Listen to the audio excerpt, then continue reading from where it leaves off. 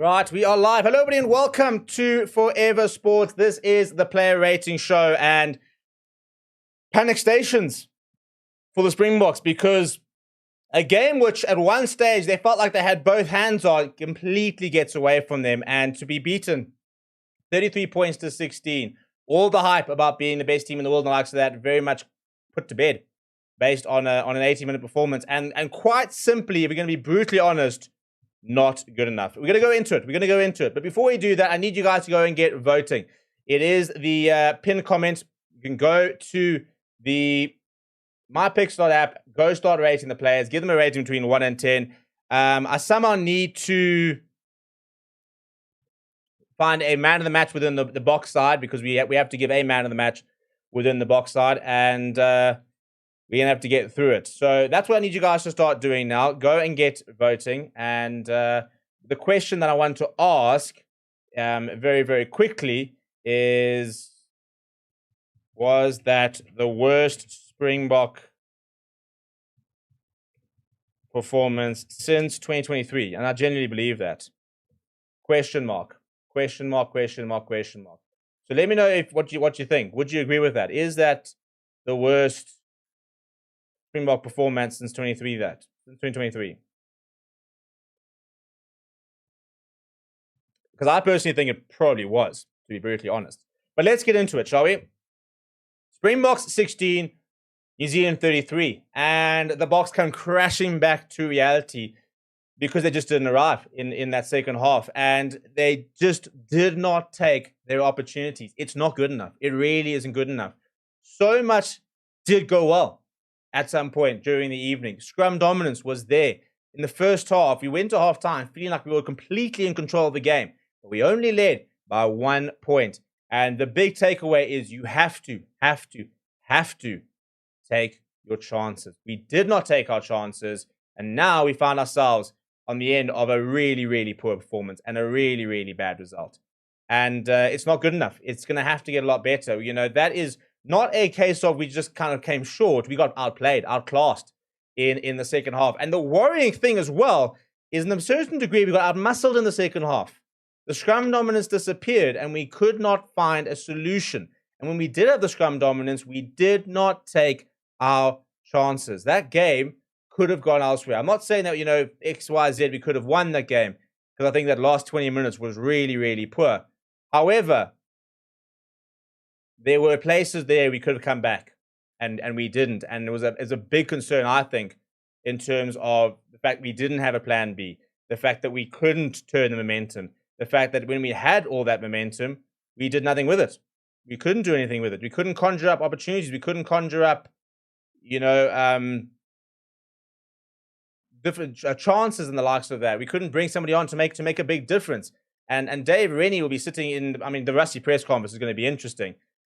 But Dave Rennie will be sitting there thinking, well, we prepared perfectly. And the All Blacks, it was an interesting game because the All Blacks weren't their full flow running selves. You know, if you go and watch that game, they got it tactically so right. But the big thing that the All Blacks did, I think, so well, is that they hung in there. They weathered the storm. When they were under lots of pressure, they didn't panic. That, I think, was a really, really important part. They did not panic. And they waited. And they hung in there. And then there was a simple scrum in about the 53rd minute when the Boks had all that dominance, didn't take the points. New Zealand won a scrum, got themselves all the way back to, and after that it was one-way traffic. But don't get sucked into the whole All Blacks ran the Boks off their feet, because for 65 minutes that wasn't actually the case. But they hung in there. They matched the Boks scrum time in the second half. Physically, they pitched up as well in the second half, and their error rate was so much better. That, I think, was a huge part. The Boks, you look at the knock-ons, the silly mistakes, discipline across the game as well. In the first half, we started off poorly, grew into the game, started getting a bit of dominance. We didn't get the points from it. When the All Blacks suddenly swung that momentum, they took their chances quickly. And that's how they're scoring 5 tries, where the Boks are scoring 1. You know, and there's going to be now a huge week of reflection, because it's simply not good enough. You know, and that's the thing. You know, we talk about the tests were going to be epic. It was a good test. I mean, let's not deny it was not entertaining. You know, and as a Bok fan, I'm shattered by how poor we were. but it's not. It's no longer. There's no point having that dominance. And there were a couple of guys who put in some big shifts, but there's no point having that dominance if you can't translate it into points. It is simply that easy. If you want to really break that down, it's about taking the points. Whether that means taking the 3 or finding different ways to score, we've got the players who can get over the advantage line. We've got the players who can create things. We've got to back them. We've got to find ways of scoring points. It really is that simple. In the first half, there were a couple of really good runs, very positive, on the front foot. And we scored a good try against Andre Esterhazen. But personally, I think, Sasha didn't really manage to grab hold of that. But we also didn't give the ball enough to in spaces. Even when we had earned the right to go wide, the likes of that, we didn't manage to use it enough. This was not a case of us going to the kicking game, New Zealand not going to the kicking game, and that's where it won. Ironically, New Zealand kicked a lot this evening. Probably more than they've kicked all year, actually. But they won the kicking contest, and that was a huge part of it. Damian Williams in the first half was catching high balls. Cheslin Colby was catching high balls, and things were going really well. We were finding that momentum. As soon as that stopped being the case, we just didn't know what to do. We didn't know how to swing the momentum. And I'm very interested to see what the change is going to be in the personnel and the tactics. If you look at some of the very interesting stats, by the way, in terms of New Zealand were quicker and New Zealand had the slowest ruck speed this evening than they've had the entire year. We had a better ruck speed percentage between 0 and 3 and a higher ruck speed between 3 and 6. New Zealand had 25% of the rucks with 6+ seconds. They actually slowed the game down and beat us by doing it. That was the weird thing. We got almost like beaten by our own game to a certain degree. They didn't necessarily dominate us in the scrums and the likes of that. But let me give you a stat. The Springboks entered the 22 11 times at an average point scored of 0.9. The All Blacks entered the 22 9 times at an average point scored of 3.6. That's almost 4 times. That's the difference. That stat tells you everything you need to know. We got into the 22 more times than the All Blacks did, but scored less than a point per entry. If we had scored at 1.5 points, we probably win that game. We scored 2 points per entry. We probably win that game. And that needs to be the discussion point over here. It's not about, we try to rely on the scrum too much. We carved up. We were in the places we wanted to be. We were in the areas. We had the space. We had the dominance we wanted, but nothing to show from it. And I think, if you're sitting there, I'll be looking at Amani Liebach, for example, and I'll be sitting there thinking we've got to find a way of getting him into that, because we did not have enough people to get us over the advantage line and to carve out opportunities. I thought that our scrum halves didn't manage to really get what we sort of used to it. Sasha, I think, struggled to get into the game. And it was a huge wake-up call. Talk about coming crashing down to reality. But sometimes you need that wake-up call. The question is now, if you want to win the series, you're going to have to win 3 tests in a row. And this is the thing. This is what makes it such a big series. Now, you're going to have to win 3 tests in a row. I'm not sure if we have it in us. I said if we could win the first test, I reckon we could potentially lose the second and go 1-1. To now win 3 tests in a row becomes the mission impossible. Can we do it? Of course we can do it. Will we do it? Well, that's a whole different kettle of fish, isn't it? And let's look at some of the stats in terms of where the game was won and lost. Possession-wise, pretty 50-50. Lineouts for the Boks got a bit better, but a scrum which dominated the first half. But New Zealand, by the way, they lost 3 scrums in the first half and didn't lose a scrum after that. And I think that was a huge part of it. New Zealand tackled very well, defended very well. You've got to give it to them. They did defend very, very well. And I think frustrating that if you look at some of our tries conceded, that they were very simple. But penalty rate not good for the Boks, especially in the danger area. And then, 2 late yellow cards. So, if you look at the try line, look at the timeline, it'll tell you a story, because yellow card Marco van Staden, yellow card for Kobus Reinach, and that led to late tries at the end of the day. So we had a try by Luke Jacobson, and after that, yellow card, another try. So even if you take away the 7 points from that trial, we went down to 13, because that was a simple numbers issue, and you bring that back 26 points to 16, which is probably more where the game was in many ways, it's not good enough, and we weren't really there. So lots to ponder, unfortunately, and lots to think about for Rassie in the team to come. Big press conference coming, by the way. We'll have that press conference on the channel, so check it out in a little bit. But let me know what your thoughts were of that game. Very frustrating, and a huge week ahead in terms of how do we respond to that? That's the question. And the even bigger question now is, how do we get through a player rating show on the back of such a torrid performance? Let's call a spade a spade. It was horrible. Horrible. Very, very concerning for me. And I think we've had a few red flags that were kind of popping up over the last few months in terms of that accuracy, in terms of not being able to take the chances that we were carving up. There were certain things that continue to go well. I mean, you can't sit there and look at the scrum and say it's not a weapon.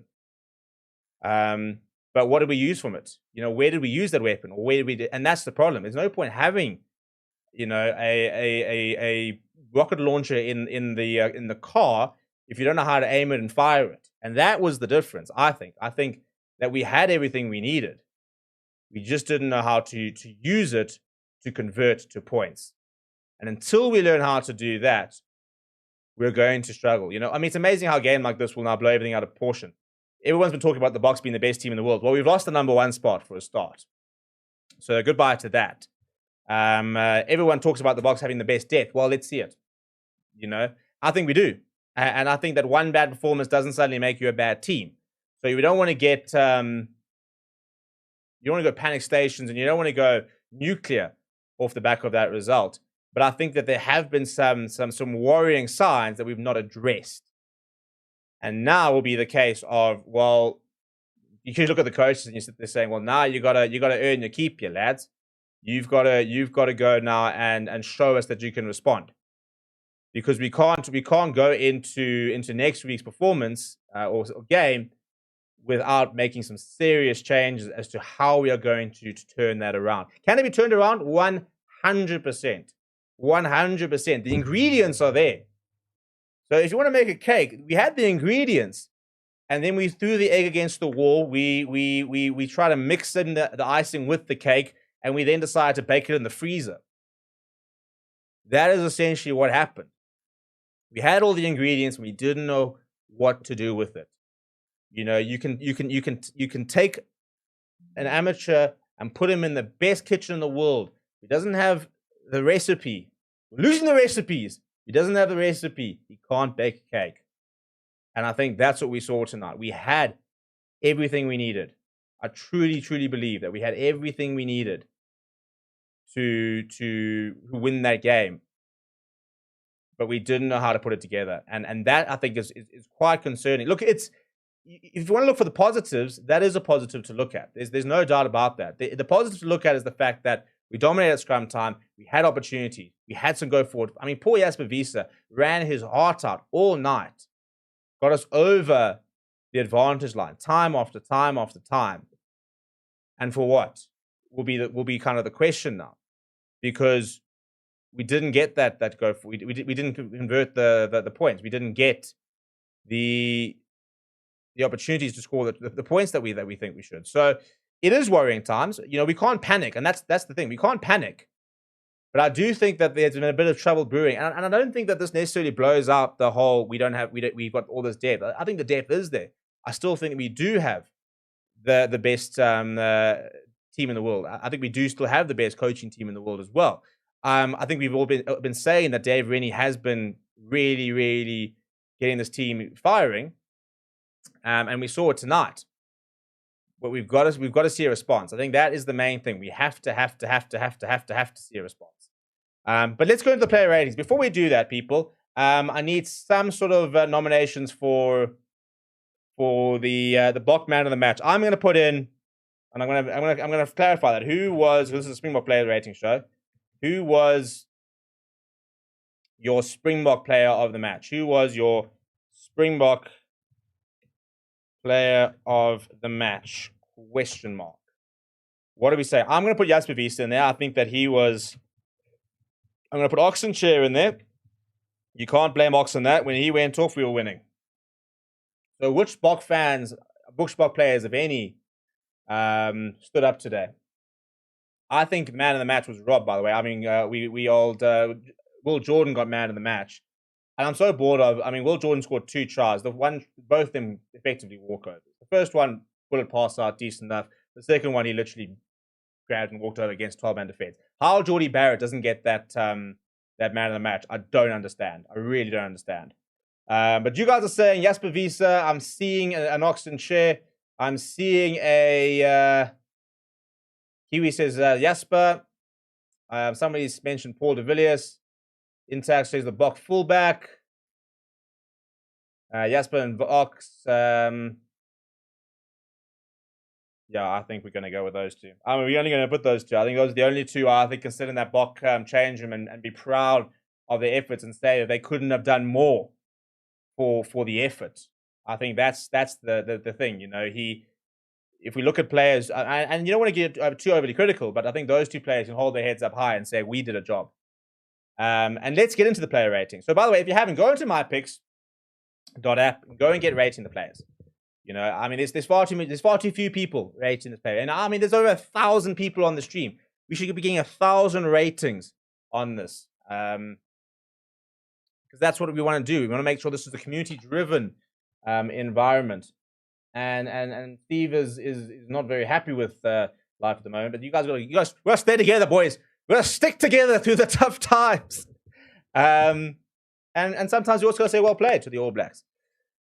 So what are we saying now about the player ratings? Because I'm going to get into it. And this man over here, as I said, somebody said during the week we shouldn't risk him. You know, if he's not going to be fit, etc., etc. Oxenchair gets into absolutely any Bok 15 when he's. I think Oxenchair with half a leg still gets into this team. He was one of the few players who I thought was absolutely brilliant. I mean, you look at his stats and it won't tell you the complete story, but he got up there, made some big tackles. His scrummaging work was ridiculous. So I'm going to give Ox an 8 in a losing cause because in terms of what he had to do, he did it with a plume. And when he went off, we were winning. So I think that Ox was very good. We then go into Malcolm Ox, who I think was all right. He started really strongly with a nice a jackal, but our lineouts weren't really good enough, to be brutally honest. So I'm at a 6. So 6 for Malcolm.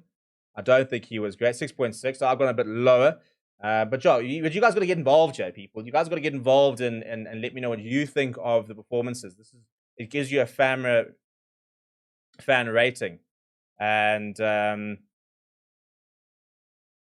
yeah, you guys need to get involved over there so that what you guys what we're all saying kind of all gets pulled together. So I said Malcolm Ox started so strong, but I worried about the lineouts, and then I think he kind of just faded a little bit. Wilco Low, well, I'll tell you what, everybody spoke about Wilco Low about not being able to cope with the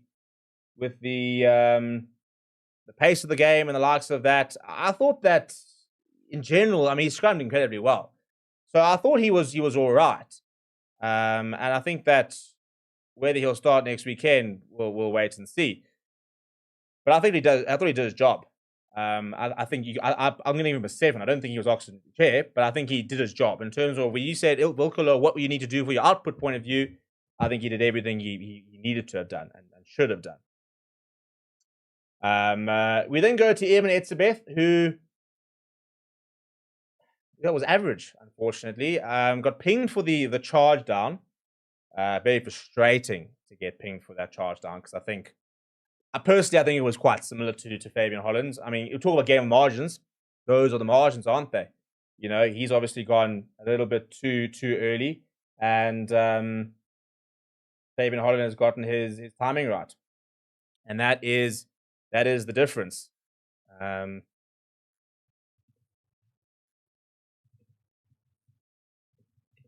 I'm just making sure that we have got the recording and stuff for, because I mean, Rusty's press conference is going to be an interesting one. He doesn't look too upset now. It'll come though. It'll come. So I'm going to give Evan a 6. I mean, I think all right.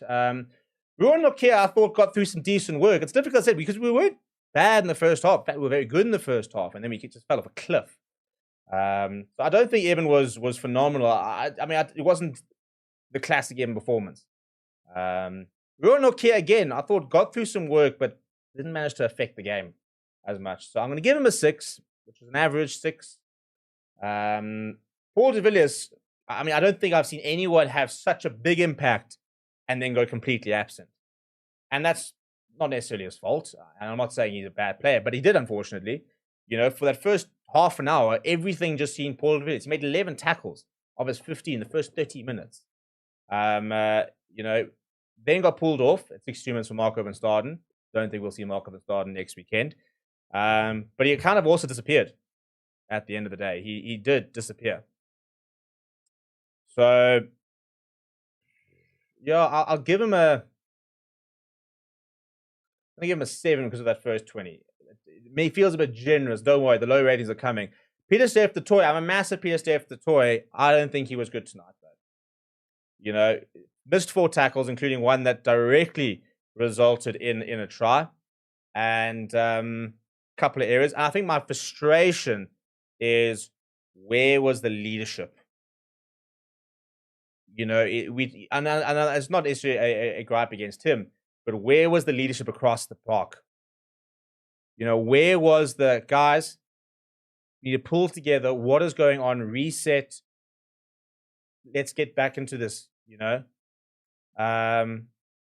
where is that? That was my frustration. Where was the calmness? Where was the presence of mind to pull your side together and say, right, come, settle down, let's get going?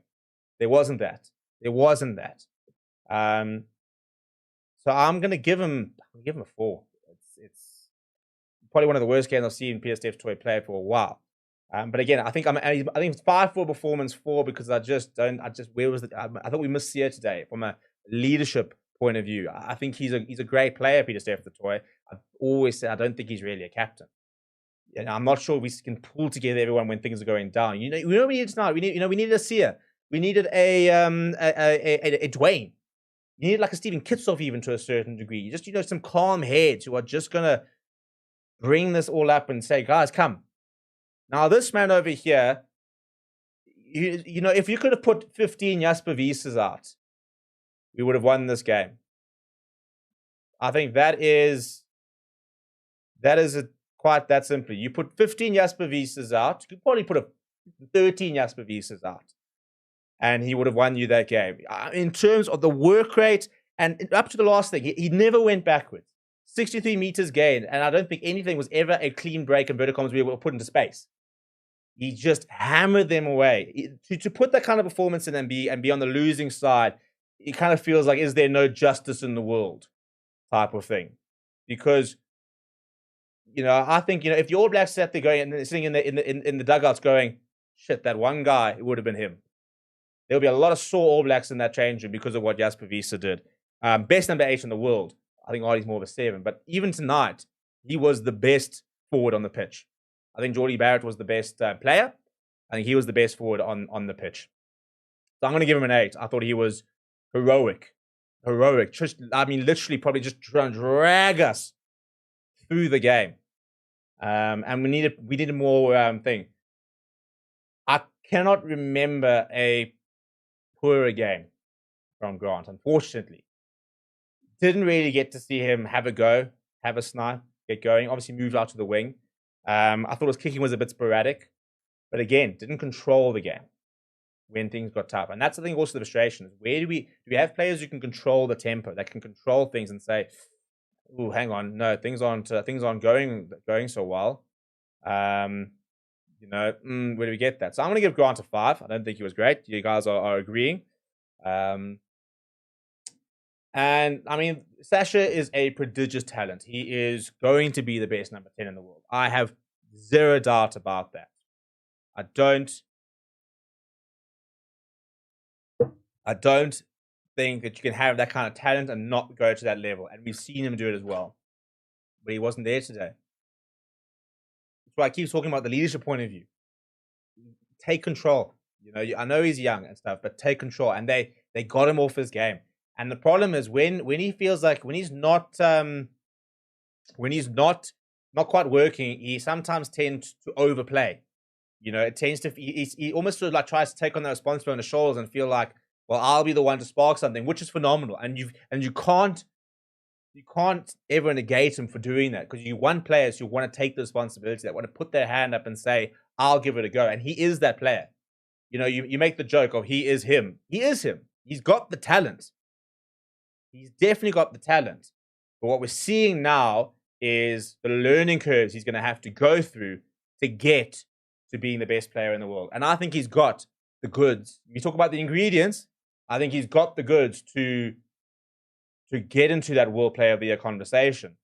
But these are now the situations and the experiences he has to go through to get there. He's going to have to go through at the bottom where people are going to have him a bit of a go, you know.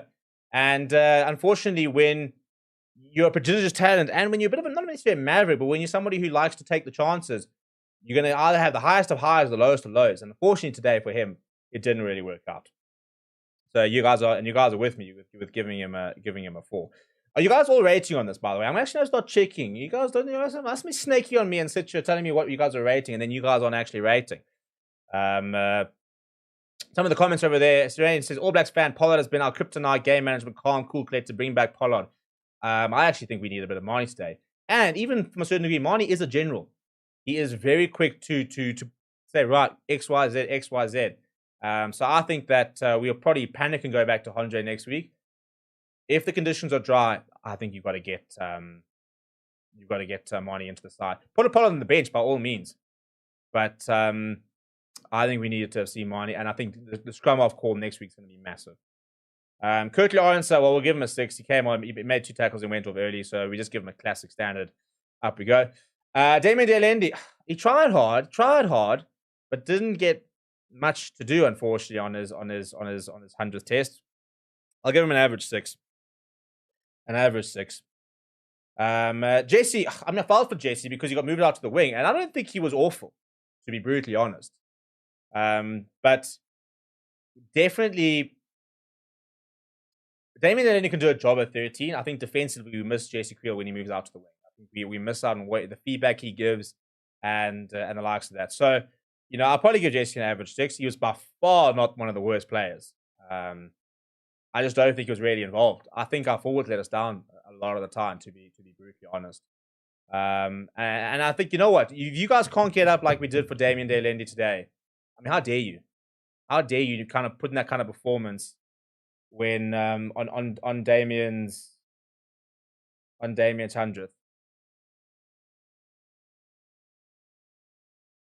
It's frustrating. And next week it's going to be Peter Steph's 100th, and you better get up and go, because if you can't get up for Peter Steph the toy, then who can you get up for? Chesson was absolutely cooking before he went off. The man was slotting points for fun, 11 points. He carried well. That injury, I tell you what, give him a flipping bionic. He will be a huge loss if he's not playing next week. I'm going to give him a 7. I think he was good. He tried very, very hard. Damian Willemse, I'll tell you what, in the first half, I was all about, and again, we got to get him into the game. We have to get him into the game. I would start him at 12 next week. I would honestly have a long think about starting him at 12. You've got to get him into the game. We did not get him into the game. And we've got to find better ways of using him. You can't have, and that doesn't mean that you can only play 12, because I think you can get him into the game more when he plays at 15, but we've got to get the right, and that's what I'm saying. If you get Marnie onto the park, you'll see more of Damian Willemse. He's such a big attacking threat. He is so much more than just good under the high ball, and he is phenomenal under the high ball. We all know this. But he's more than that. He is more than that, and we're not using him enough. We've got. I think on form, I think he is within the top 5 best players in the world. So You can keep him at 15, but but find ways of using him. Find ways of using him. You've got to get him more into the game. We have to get him into the game. He is wasted sitting out there waving and watching. The few times where he did touch the ball, he was immaculate. He didn't drop a ball. When he was involved, he didn't do anything wrong. That's why I'm going to give him a 7. Because when he was involved, I don't think he did anything wrong. But he just wasn't involved enough, and we've got to try and fix that. The Andrew Vessels, an average 6, had 1 carry, but didn't manage to turn that. In fact, you got to try and turn that scrum around, unfortunately, a little bit to a certain degree. Kerastinikum as well. Came on, didn't manage to turn the scrum around. Came off again. Came on, played 21 minutes, went off, and nothing really changed. So, really frustrating. Much like Zach, you can't go...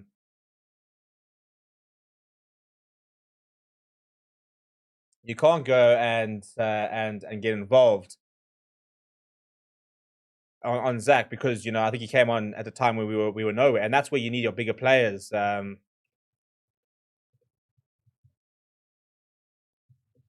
step up and be the calm presence in the likes of that. So, I'll give Zach. You probably have to be fair and give him a 5. And again, also 1 carry. He's such an explosive ball carrier. We've seen that. Find a way to get him into the game. Kubus Visa, I'm going to give him a 6. 6 minutes. 6 minutes. Look, he's been such a good player for us this season. 6 minutes. What is that about? You should have had 20. I don't think Evan was bad today, but he wasn't explosive. So put Kubus Visa on. Put somebody on who could be a bit explosive. And if he can't lift himself up, well then Because at the moment we didn't learn anything from the box today in terms of player individually, apart from the fact that Paul de Villiers is ready. And we lost. So you sit there thinking, what do we get out of that game? And I don't think we unfortunately got a lot besides a massive scare and hopefully a massive kick up the arse. So I felt sorry for him. Andre Esterhazen, again, he played well. I'll probably give him a 7. I think he carried well. Obviously came on inside center. We were planning on using him on the flank, but he coped very well with coming on early, scored a very good try. And again, 3 carries. You can't have Andre Esterhazen and give him just 3 carries. He gets over the advantage line every single time. If you were Andre Esterhazen playing 53 minutes, you should have him carrying at least 7 or 8 times. We've got to find ways of getting our players more into the game there. Barker and Staden, well, that's a 2. He comes on, completes 1 pass, gets a yellow card, and plays 8 minutes. Unfortunately, that be the No. Forgettable games. Much like Kubus Reinach. Unfortunately, comes on, gets a yellow, and that was kind of it. Marnie, 3 passes, basically next to nothing to do. Played 17 minutes. I'll give a classic 6. Maybe I'll give a classic 5. But also coming on within the chaos. Now, where it's going to almost sound a bit harsh, but the Rassie rating it's going to have to be brutal. And I'm going to have to give a 3. And it sounds harsh, and look, maybe Rassie will watch this and hate me. If he does, Rassie, I'm sorry. You're the absolute GOAT. No one questions you. But when we have performances like this, as he says, and I'm sure he's said it in the coaching box, you have to. In fact, maybe that's a little bit panic station. I'll give him a 4. I'll go with I think 4 is probably fair. But I think we got our subs wrong. I think Kubus Visa should have been used a bit sooner. Again, maybe there's also factors that I won't understand. Obviously, I'm not sitting there saying I'm a coach. But I felt our bench didn't have the impact we hoped it would. And we just looked a bit clueless at times. And I think that Rassie takes it as the coach's inverted commas. Because Don Human will be sitting there saying, well, hey, I got you the scrum penalties in the first half. What do you want from me? I'll be sitting there saying, well, Tony, it's all very well having this Tony ball. When do we get to see it? I'll be looking at Dion David saying, my man, there's balls going over the lineouts. I'll be looking at Don Delia Stick saying, guys, off the ball workout, was it there? I'd be looking at lots of the coaches. I'd be looking at the analysts saying, guys, did we expect that from the All Blacks? But you got to unfortunately take the hits when we don't play well. So I'm going to go back to Jasper Wiese, and we're going to give him as our man of the match. Guys, got 81%. The Bok man of the match, people. So before the All Blacks fans have an absolute meltdown, it's just the Bok man of the match. Don't stress too much. So that is going to be it. I'm going to go and generate my image and show you guys where we're at with that. And guys, go and generate your images. Go and let me know what you guys thought about that. And if you're a New Zealand fan, go and rate the All Blacks players. Go and let me know what you thought about them. Go and give Geordie Barrett a flippin' 10 if you want. I thought he was phenomenal tonight. Myself and Wes are going to get taken apart because, we did a combined 15 and we only put four All Blacks players in there. And we put Damon Delende ahead of Geordie Barrett, which I'll still back, to be honest. I'd say Cam Odegaard was the better scrum off. I'll stick by that, to be fair. Artie Severe. So that was our final ratings. That's the image that it does generate. So guys, it's been a tough evening. It's been a tough evening. But thank you guys, because you guys stuck with us, and we got to stick together. When things get tough, we got to pull together, lads. We've got to have a long week ahead of us, a long week ahead of us. But we're gonna get through it with brandy. We're gonna get through it with some food. And we're gonna get through it with a bit of banter. We're gonna have to take it. We're gonna have to take it. I'm gonna have to go and do a reel now and say to all my All Blacks fans, I apologize for absolutely nothing. Not the game we wanted, not the evening we wanted, not the birthday I wanted, and lots to ponder. People, smash like on the video. Watch out for our Rugby Unlocked episode because it's going to be a big one, a fun one. That'll hopefully be dropping tomorrow or Monday, and it's going to be a very, very fun week ahead to see how we respond. When we see team announcement, maybe Rusty goes on Monday, maybe it goes back to Thursday. We'll know tomorrow, by the way. We'll let you know when team announcement is. Join the members club because we let them know first, because it's obviously easier often to just basically shoot through a message and say, oh, by the way, guys, team's coming out XYZ. So, guys, I'm going to need you in the comments. I'm going to need you guys in the comments. Like, I'm going to need you guys to defend me this week. We're going to have to rally. Jump on Stevie P and Forever Sports and defend me in the comments, people. We need safety in numbers here. And even to my All Blacks fans, just go and tell everybody that Steve's a nice guy. Like, yes, he said that we were going to win, but hey, win some, you lose some. In my life, I usually win some, lose most. So, yes. Anyway, it's been a fun day. Well, not a fun day because we lost, but it's been an intense day. And this is what we love sport, isn't it? The adversity that comes with it, the tough times that be lasting. That's where it comes. Guys, smash like on the video. Subscribe to the channel as well. We'll do a little video tomorrow when we react and see if we've calmed down or if we haven't calmed down. To the All Blacks, I'm just saying congrats. And I hope that the All Blacks, obviously we're going to talk more about the Springboks than the All Blacks because we're Bok fans, but I'm very happy to say the All Blacks outplayed us. And credit to them. And I don't mind losing to the All Blacks. If you're going to lose to a side, and I do think that they are the number 2 team in the world, but I don't think there's much between us. I think Dave Rennie's already shown that there's a side there. I still think in a World Cup final, if all the teams in the world play to the best of their ability, I still think we're the best in the world. But I'm very happy to sit there and say, and I've been saying it for a while, this All Black side looks good. And they didn't play the game plan that we expected them to do. People mustn't just assume 5 tries meant they played this amazing running brand of rugby. They didn't run a lot of the ball, ironically. They actually fronted up and beat us in many ways in our own game. They kicked a lot. I actually wanted to go look at that stat and see what the kicking stats were officially. Because I thought that would be a very interesting look at it. So before we go over there, let's have a look at exactly where that is. And yeah, I thought so. We got out-kicked. We only kicked the ball 17 times. All Blacks kicked it 18 times. And for the first time I think I've ever seen this, they had a higher kick-to-pass ratio than we did. Bizarre. Interesting, isn't it? So let's go on.